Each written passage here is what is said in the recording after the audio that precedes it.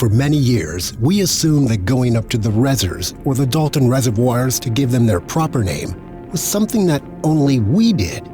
Certainly we never saw anyone else up there when we went, nor did we pass anyone on the way there or on the way back. The reservoirs, I should explain, were two large bodies of water that provided drinking water to the town of Moorton below. To get to them involved an uphill hike through Acres Woods and then up through the hills. The reservoirs themselves, which were basically big lakes filled with fresh water, were surrounded by the hills and fringed with woodland, so that a stroll around them was a pleasant thing to do at any time of the year. But in the summer, especially in the summer, the reservoirs and the East Bank was our place. Of course, the whole area was dotted with signs telling people not to swim in the reservoirs. And of course, every year when the temperature went up in the summer, there would be stories from other parts of the county of people, especially teenagers, either drowning or near drowning when they decided to take a dip in the reservoirs to cool off. The problem, you see, isn't the water itself. There's no current or riptide to pull you under. And on the surface of things, the reservoirs look like a great spot for some wild swimming. The problem is that the surface and what lies beneath are two very different things. Fresh water, especially in large bodies like a reservoir, takes a very, very long time to heat, and while the surface water will be warm and the temperature might be pleasant for a few feet, after that, where the sun doesn't quite penetrate, the temperature is icy. Every year, kids would jump into the water to cool off around the edges, get overly comfortable and confident, and decide that they would try to swim out or even across the entire reservoir, not realizing that the water got deeper toward the middle. The temperature would plummet. Kids would swim out happily, only to touch the freezing water below and go into cramps as the frigid water paralyzed their muscles. Unable to swim, they would quickly get into difficulties and sink beneath the surface.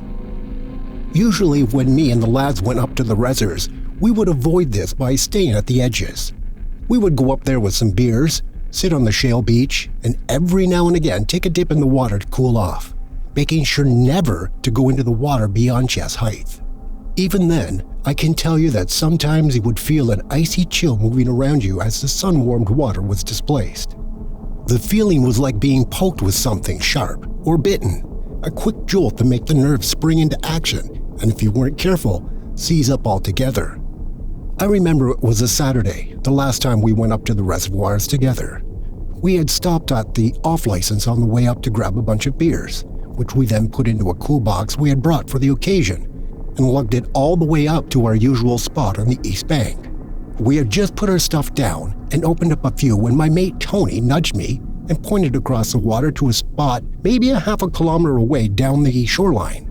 In typical Tony fashion, he was not pointing out the scenery. What he was pointing out was a girl, a young woman of maybe 20 years old. She was wearing a white smock-like dress with a rope belt and was wading out into the water. Tony nodded at me approvingly, noting as he did how see-through her garment was becoming as the water hit her. He was at least correct on that score, and since she didn't seem to be wearing very much underneath it, I'll admit it was something of a struggle to do the gentlemanly thing and tear my gaze away to preserve her modesty and not look like a massive perv. Tony, of course, was less concerned, and rather than look away, simply stared on longingly until, much to my surprise, the girl actually waved. Turning onto the back, she backstroked out further and further from the shore, to the point that Tony decided to call her and warn her not to go out too far, for fear that she might end up another summertime statistic. He was literally in the process of raising to his feet to repeat this warning when the girl's head disappeared beneath the surface. For the first time that day, I felt the stab of an icy chill within my stomach and had not come from the water. Panic gripped us both, and looking at each other and my two other friends, we began questioning what we were going to do. We called to the girl, hoping that she was simply ducking her head under and would re-emerge a few seconds later, smiling and waving as he had earlier. But she didn't. Instead, the surface of the water closed around where she had been like she had been a mirage. It's a surface seemingly undisturbed and unruffled, as if she'd never been there. But of course she had, and us boys, having seen her, began to panic. John tapped desperately at his mobile trying to call the police, all whilst knowing that there would be nothing like reception or a clear signal up here. The rest of us also knowing that even if he did get through, by the time emergency services got here, she would be dead. Looking at each other for a moment in unspoken agreement, Tony and I decided to swim out to check on the girl, a move which in the back of my mind I was already acknowledging as stupid, knowing that if something had happened to her, it could very easily happen to me. We had taken maybe 5 steps into the water when John hurled the lid of the cooler to us, telling us to use it as a float. He also told me to take off my shirt, tie the sleeves, and inflate it to make some kind of makeshift float, which I promptly did, however inefficiently. Holding on to either side of the cooler lid and holding it in front of us like toddlers learning to swim for the first time in a public pool, we kicked our legs behind us and headed out toward the spot where the girl had been. We did not make it that far. No sooner had we gotten out of our depth that Tony started screaming. At first I thought maybe it was just his panic setting in, but as he flailed and gesticulated, I saw that he was not in any way suffering cramps. Rather, he had just looked down. Glancing through the surface of the water, looking through its strange glassy magnifications, I saw them.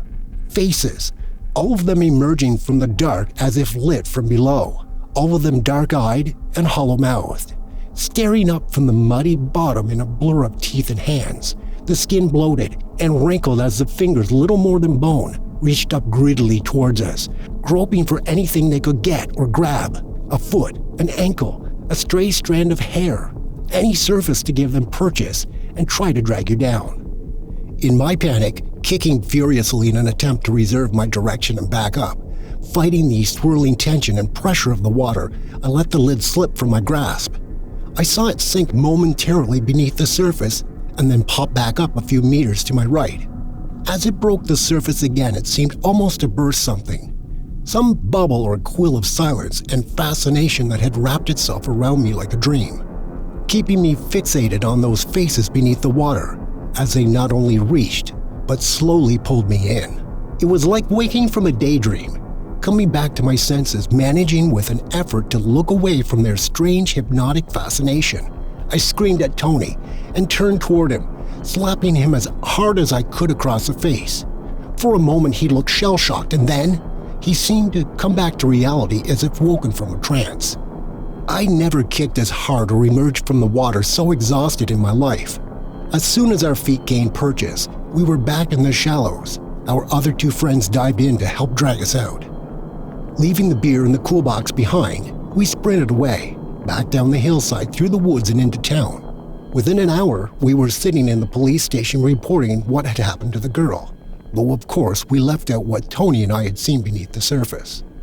The police and the mountain rescue went up to the reservoir, but no trace of the girl was found. Hopefully, because she made it out okay, if in fact she had ever been there at all. In most stories, this would be the part where I tell you that an old witch used to live at the point where the reservoirs are now, or that they were situated on the site of an old churchyard where hundreds of bodies were buried. It might be where I tell you about the legends of Will-o'-the-Wisp, who would lead travelers into marshes at night to drown, or the local legends of lake maidens, ghostly figures who would entice men down to the river and drown them. It would be, but it's not. There is no great myth attached to the reservoir. It was only built in the 1930s and hasn't been around long enough to have some weird medieval myth attached to it. Though to be fair, I'm not sure this place needs a myth. The reality is scary enough on its own. Around a year ago, new measures were taken to improve the safety around the reservoirs.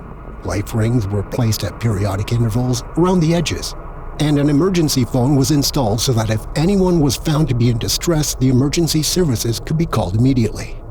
I'm not sure what prompted these new measures, but I do know that there were reports in the papers around 3 weeks ago about the police receiving persistent calls about a young woman seen swimming out in the center of the reservoir, sometimes in the early evening and once or twice at night, when the water, even at the surface, would be deathly cold.